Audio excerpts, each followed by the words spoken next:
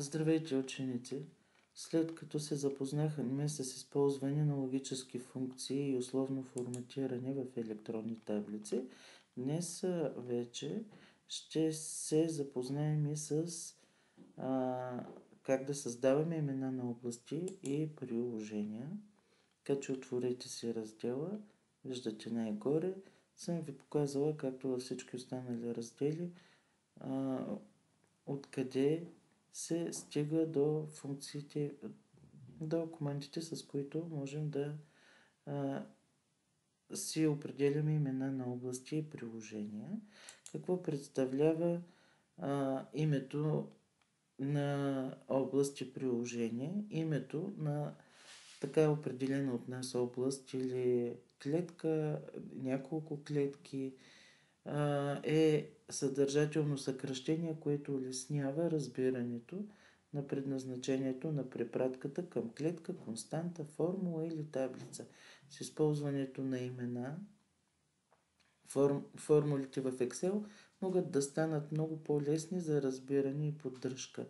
Може да се даде име на диапазон от клетки, на функция, на константа или на цялата таблица.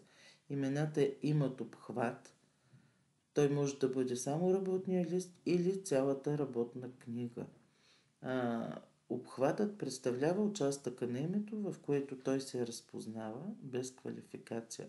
Дали е работната книга цялата или само работният лист.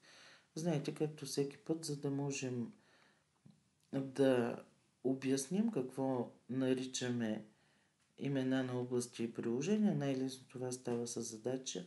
Затова отново да си направим задачките, както след преден път. Задача 1. Изтеглете файл, имена на области и приложения. Естествено, отиваме най-долу. Преди да прочетем нататък, изтегляме си файла, разглеждаме го. Теглила съм го вече трети път явно. Разглеждаме си го и след това почваме да работим. Да видим какво има. Виждам, че има два работни листа, имена на клетки и формули и именуване на област от нещо си, от електронна таблица. От електронна таблица, най-вероятно. Така, отваряме си на първия лист и си четем нататък задача 1. В работен лист имена на клетки и формули дефинирайте имена на областта клетки B1, G1 като доставчици. Виждате, на всяка задача съм ви написала и командите, с чието действие ви може да достигнете до изпълнение на определената задача. На първа е така, тук е по същия начин, виждате в скобички. Тук по същия начин в скобички съм ви дала командите, с които стигате до там. Така, имаме да именуваме имаме да именуваме областта доставчици 1 до доставчици 6, като тази област искаме да се казва общо доставчици. Виждате, когато маркираме една област, ето тук в полето за адресна клетка се изписва името на първата клетка, която е в дадената област. Ако маркираме друга област, виждаме, че това е B3. Дори да започва с текст, маркиране на областта, тук се изписва името на първата клетка. Така, в случая ние искаме само доставчици да маркираме ги и записваме името на областта. С натискане на Enter ние потвърждаваме името на тази област, така че следващ път, когато маркираме областта, вече няма да виждаме клетка B1 изписана тук, а ще виждаме името на цялата област. Така дефинирахме ние име на тази област. Това беше първа задача. Във втора задача искаме в областта A1 G25 да дефинираме имена на области, като за колоните избираме съответния етикет доставчик 1, доставчик 2 и така нататък, а за имена на редовете продукт 1, продукт 2 и така нататък. Пак да повторя, виждате, че тук съм ви дала пътя, по който може да стигнете до съответното решение на задачата. Задачата ни е следната. Значи, само че много ни е голяма тази таблица. Аз ще я съкратя до 10. Така че ще изтрия останалите, защото имаме повтарящи се действия, които няма нужда да повтаряме едно след друго. Нашата задача е да направим тази област с цифри продукт 1, продукт 2, продукт 3, а тези области доставчик 1, доставчик 2 и доставчик 3. Има два начина, по които можем да го осъществим. Първо, ако маркираме цялата област с първата клетка и идем на формуласт Create from Selection и влиза ни един прозорец Create Names from Selection и виждате ли интуитивно програмата знае и ни пита, искате най-лявата клетка ли да е име на нашата област? Ние казваме ОК и тогава вече името на нашата област ще бъде най-лявата клетка. Като маркираме само цифрите, виждате вече без продукт 1, тук се изписва продукт 1, името на областта. Преди това, ако бяхме маркирали така, ще да се изпише B2, нали, горе, защото сега тук сме B3. Тоест, ние вече имаме име на нашата област. Същото се случва, ако искаме да дефинираме име на колоната. Маркираме цялата колона с доставчик 1. Избираме отново Create from Selection. И виждате интуитивно, той ни пита в горния ред ли искате да е името, което ще използвате. Казваме ОК и вече знаем, че ако маркираме от 1.20 до 7.17, ще се изпише доставчик 1. Къде можем да виждаме какви области създаваме? Това можем да го виждаме ето тук в Use in Formulas. Като кликнем, виждаме, че ние сме създали област доставчици, доставчик 1 и продукт 1. Колкото повече области създаваме, те повече ще са тук. И после може от тук да ги използваме в формули. Казах ви обаче, че има два начина. Втория начин е следния. Не маркираме от продукт 2, както направихме тук, маркираме само клетките. Виждате ли? И вместо в Create from Selection, отивам в Define Name. Изкачан един прозорец New Name. И той отново интуитивно ни пита, искаме ли продукт 2, защото сме в неговия ред, да ни бъде име на областта и освен това тази област да се разпознава в цялата работна книга. Нали? Не просто в една от страниците, а в цялата работна книга. Нас това ни устроива и казваме ОК. По същия начин и в колоната. Тук маркирахме цялата колона с доставчик 1, когато използвахме Create from Selection. Тук ще маркираме само цифричките. И отново програмата интуитивно ще ни попита доставчик 2 ли искаме да е името на нашата колона и тя да се разпознава в цялата работна книга. Естествено, казваме да. По същия начин, понеже задачата ни е в цялата тази област да си направим имена на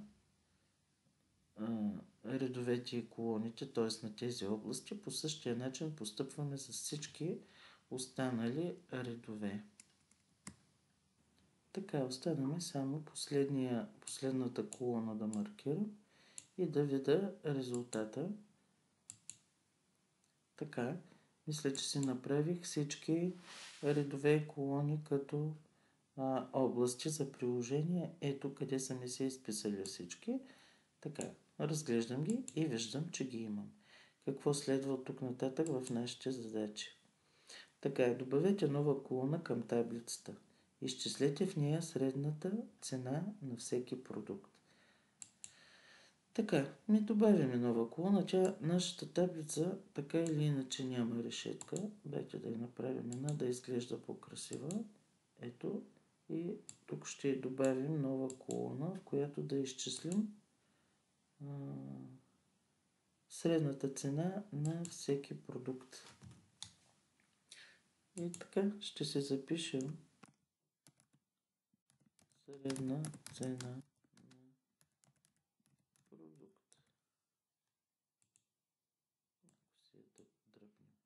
Така, средната цена, знаете, ние сме в раздел формула с нашите групата от команди, с които работим, се намерят в раздел формула. В раздел формула си имаме и функциите. Средната цена на всеки продукт означава на продукт 1 да намерим средно аритметично, на продукт 2 и така нататък. Тези функции са от основните функции и са в групата при AutoSum. Каква беше разликата, когато пишем формула или функция? Когато използваме готова функция, не слагаме равно, а само маркираме клетката, докато ако трябва да си напишем някоя формулка, ние започваме с равно. Когато обаче искаме функция, само маркираме клетката, избираме средно аритметично и вижте какво. Веднага ни се изписа средно аритметично на продукт 1. Даваме Enter и той ни показва. Тук ни го изписа веднага, защото тази клетка е веднага след реда. Но представете си, искам ето тук да намеря средното аритметично на продукт 1. Маркирам си клетката, както ви казах, отново отивам на средно аритметично, обаче вижте, той ми дава друга област. Тогава много лесно от тук аз мога да кажа, дай ми средно аритметично на област продукт 1. Дай ми тук средно аритметично на област на доставчик 1. Виждате, че когато използваме от тук имената на областите, става много лесно. А сега тук вие може да си сметнете надолу всички останали продукти. Става по един и същи начин. Така че няма да го правим повече надолу. Продължаваме с следващата задача. Имена на област от електронна таблица.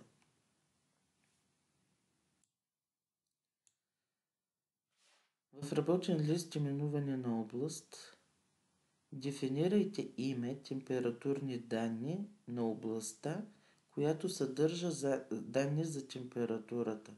Значи отиваме на следващия работен лист. Имена на област и трябва да дефинираме всички стойности с име температурни данни. Как става това? Това става по втория начин, който ви показах, с който използвахме в имена в клетки и формули. Който е втори начин? Маркираме областта, която искаме да именуваме, отиваме в Define Name и тук на място на София, защото той интуитивно ни дава това, се записваме. Какво трябваше да се запишем? Температурни данни.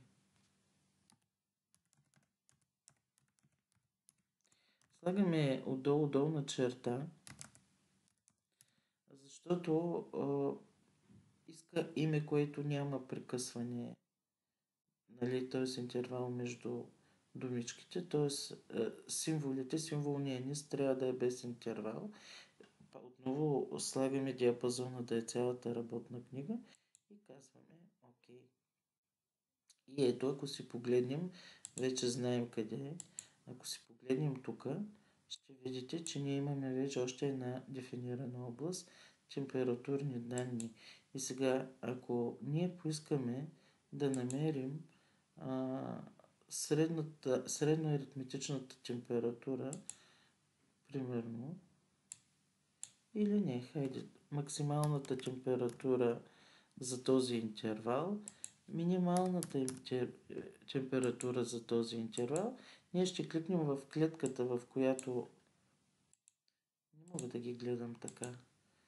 Кликаме в клетката, в която искаме да намерим минималната, пример, максималната температура, защото тук е макс на този интервал.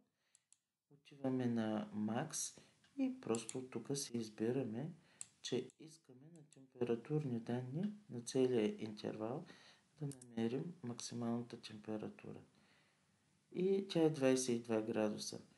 Погледнете, като кликна в клетката, тук ще ми изпише температурни данни, а няма да ми изпише от еди коя си клетка до еди коя си, както когато използваме нормално функцията, без да сме определили дадени области. По същия начин подхождаме и с минимум, намираме си мин и казваме, искаме минималната стойност за този диапазон на температурни данни. И ето, имаме ги. Дали са верни? Искате ли да пробваме да видим с условно форматиране? Хем ще си го припомним. Какво правихме на условно форматиране? Маркираме си сега целия диапазон, който е температурни данни. Откъде използвахме условно форматиране? От Home, Conditional Formatting и Top или Bottom. Ние искаме в случая да кажем в момента топ. Най-високата стойност да намерим в интервала, ама не най-високите 10, а най-високата една стойност. И ще я отсветим в зелено. Окей. Ето, тя е 22 градуса. Виждате, тук ни е даде. По същия начин сега ще си намерим най-ниската. И ние ще я отсветим в червено. Нали? Ще й дадем Red Flag. Къде ми е червеното? Не е Red Text. Не го виждам. Така. И ето виждаме най-ниската стойност и най-високата. Виждате, че с функциите получихме същото. Предполагам, че толкова е в тази задача. Така. И сега какво имаме в другата задачка да видим? Да покажем, че там, където в групата, в която ние всъщност използвахме различните команди, има Name Manager, където можем да видим всички тези области, които ние създадохме. Виждате ли ги? За какво ни е този менеджер на управление?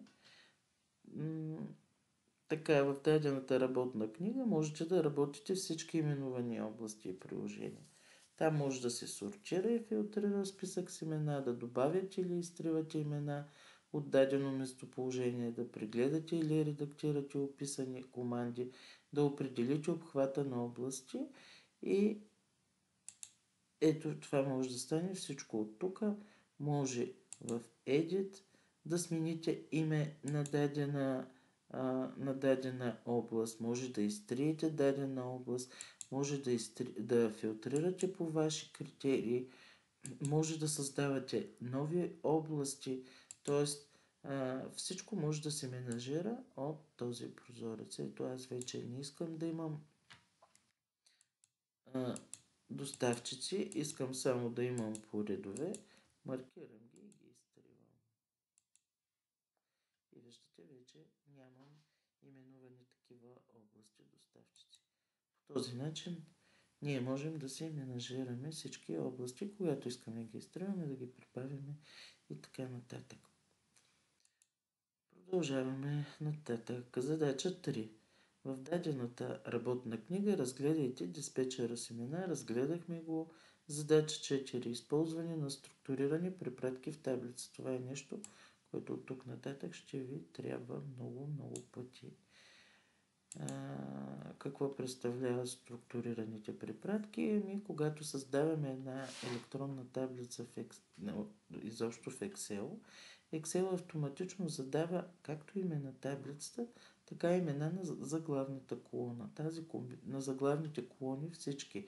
Тази комбинация от имена на таблица и колона се нарича структурирана препратка. Препратките могат да улеснят намирането на таблици в голяма работна книга и ние това ще го видим още следващия път. А днеска просто ще направим една задача, за да видите как се случват нещата, да се създадат такива структурирани препратки, защото това е свързано с имена на области и приложения, а вече в другия урок ще видим как действат таблиците, когато ги направим като структурирани препратки и колко лесно може да бъде. Така, изтегляме си файл продажба. Ето, изтегляме го.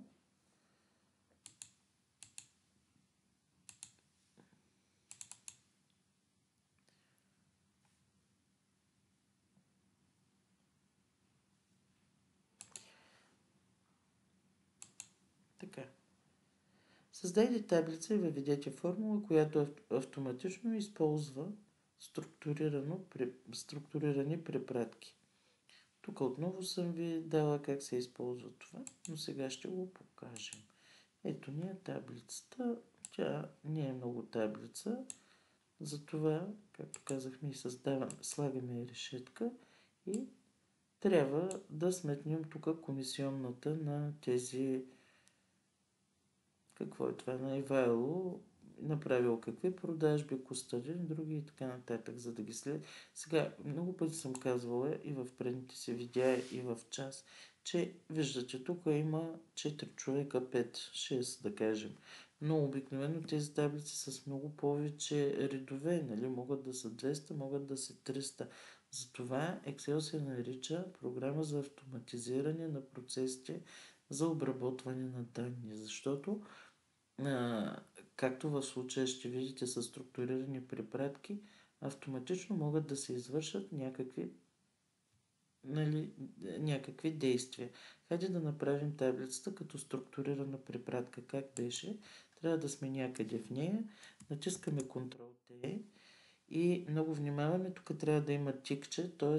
да сме отбелязали, че искаме заглавието на таблицата.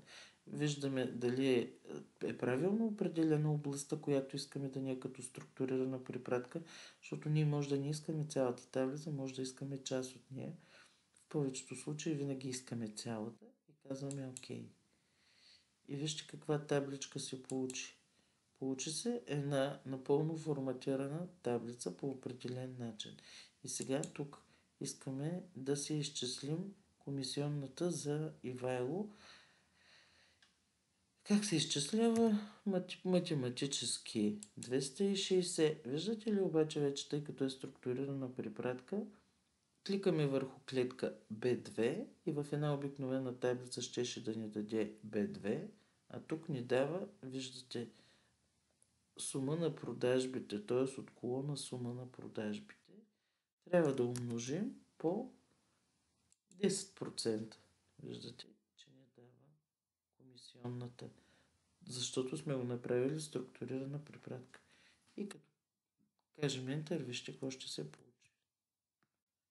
Как с един клик изчислихме ние абсолютно всички стойности за комисионните за всички хора надолу. Пак казвам, могат да са 100, могат да са 200, могат да са и много повече.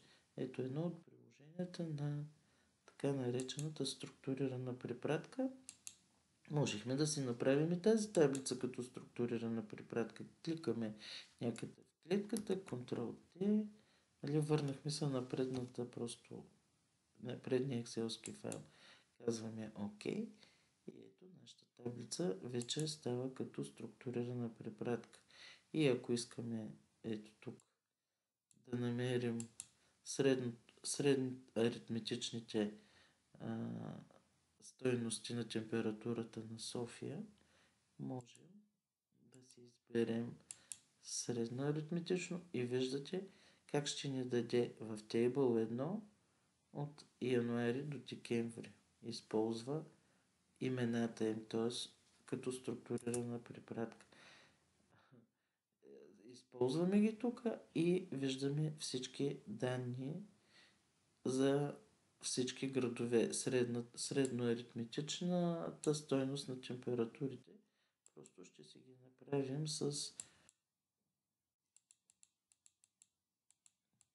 без знаци след десетичната запетая. Защото температура обикновено средна температура. Това сега ми дойде на ума да го покажем, за да видите, че всяка една таблица може да стане като структурирана препратка. С това нашия урок за днеска приключи. Надявам се, че е лесно и бързо ще го усвоите.